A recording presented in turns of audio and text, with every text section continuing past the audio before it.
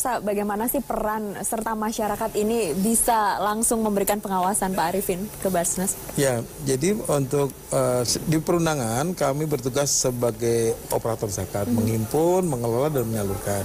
Juga sebagai koordinator.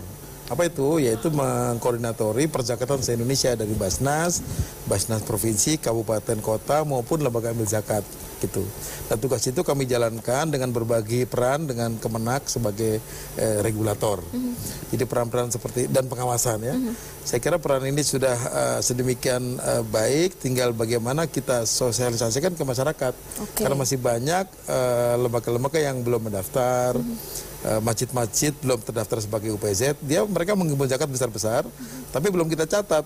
Karena memang belum mendaftar gitu.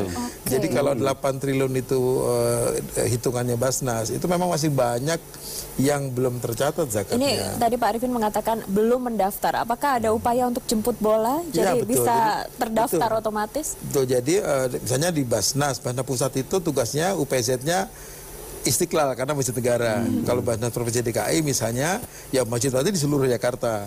Demikian juga Basnas Provinsi dan kabupaten kota lainnya.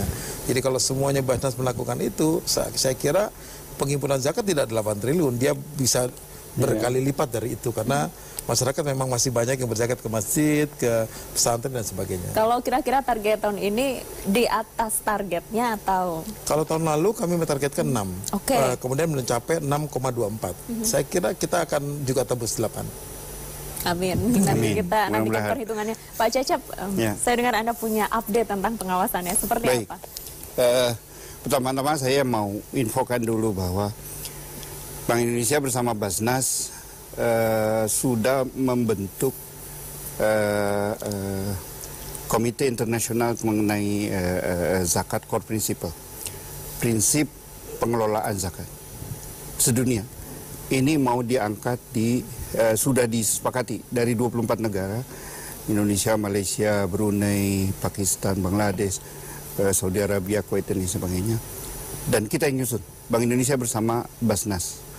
Ini sudah disepakati dan mau diajukan sebagai standar pengelolaan zakat dunia untuk yang non-government. Karena memang basisnya kan di Malaysia saja itu pusat pungutan zakat, PPZ, itu non-pemerintah. Tapi di-SK-kan oleh Perdana Menteri. Sama seperti Basnas, itu di-SK-kan oleh Presiden. Karena banyak lembaganya, ini kan seperti penghimpunan dana. Nature dari penghimpunan dana dan penyaluran dana itu seperti bank, itu harus diawasi. Karena itu dibuatlah semacam zakat core principle, prinsip-prinsip pengelolaan zakat yang sehat. Karena ini prinsip mesti ada aturan-aturannya, aturan bawahannya. Misalnya aturan mengenai resiko. Kita mencatat kemarin hasil penelitian 410 resiko yang kemungkinan dihadapi oleh lembaga zakat. Ya resiko reputasi, wah ini amilnya nggak bagus, apa segala macam, itu resiko-resiko. Resiko biaya operasional lebih tinggi daripada resiko operasional, resiko hukum, resiko reputasi, ada semuanya. Ini karena kita mengacu kepada, kalau di perbankan namanya Basel Core Principle, prinsip pengelolaan perbankan menurut resiko seperti yang ditetapkan oleh Basel. Nah yang terakhir mengenai pengawasan. Hasil pengawasan kita, hasil penelitian kita kemudian dibaca, diadopsi oleh Kementerian Agama, dan mereka sedang mempersiapkan, karena di undang-undang disebutnya audit syariat, berdasarkan syariat Islam, jadi disebutnya pengawasan syariat.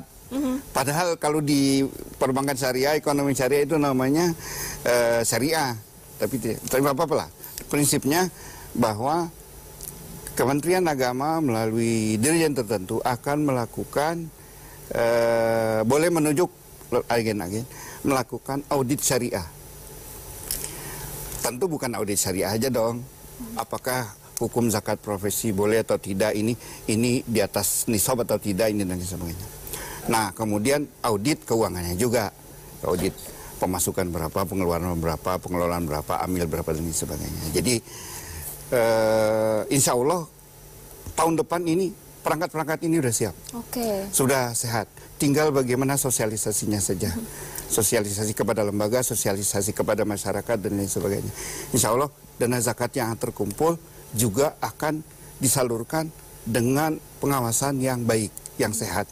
Selain pengawasan keuangan, juga pengawasan syariah juga. Itu penjelasan saya. Artinya tahun ini masih dipersiapkan. Masih dipersiapkan. Baik, Bang Aceh, ini audit syariah seperti apa sih? Ya, audit syariah itu tentu bagaimana pengelolaan zakat tersebut ya sesuai dengan prinsip-prinsip syariah kan begitu. Nah, tapi begini ya, menurut saya memang perlu ada satu sosialisasi yang lebih gencar dari penyaluran zakat yang bukan hanya orientasinya adalah orientasi konsumtif, produktif, tetapi harus diarahkan kepada bagaimana penyaluran tersebut sebagai bagian dari mendorong ekonomi produktif begitu.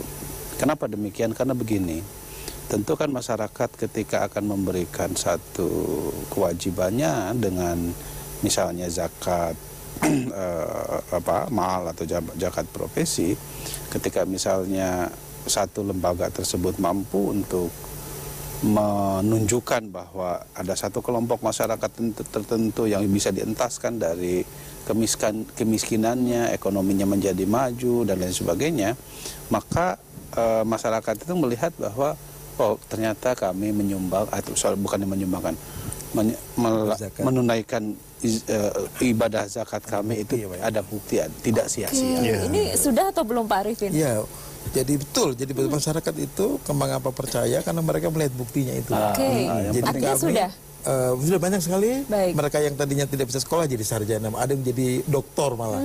Ada mereka yang tadinya nggak bisa berdagang jadi berdagang dan bisa bantu tetangganya. Ada yang sakit bisa sembuh dan sehat kembali. Jadi ini cita-cita yang menarik dan kami teliti. Ternyata penelitian kami zakat itu kalau dipakai untuk zakat produktif, mereka bisa mendapatkan kenaikan sebanyak 27% rata-rata se-Indonesia, Pak. Ada yang tinggi, ada yang kecil, tapi rata-rata nasional itu pendapatannya bisa naik 27% tiap tahun. Jadi bisa dibayangkan masyarakat ternyata bisa punya penghasilan lebih tinggi kalau ada support zakat untuk usaha-usahanya. Kemudian juga bagaimana caranya memberitahu selain melalui koran, melalui media. Kami ajak mereka ke lokasi. Jadi kita buat namanya wisata zakat. Apa itu? Memberikan bukti kepada muzaki untuk melihat ini yang dulu ditolong, sekarang bisa berdaya. Baik, ini menarik sekali dan ini efektif untuk membuat kesadaran masyarakat semakin besar, meningkatkan angka. Saya kira dua yang membuat itu jadi besar. Pertama adalah informasi itu. Yang kedua adalah kemudahan berzakat, Pak.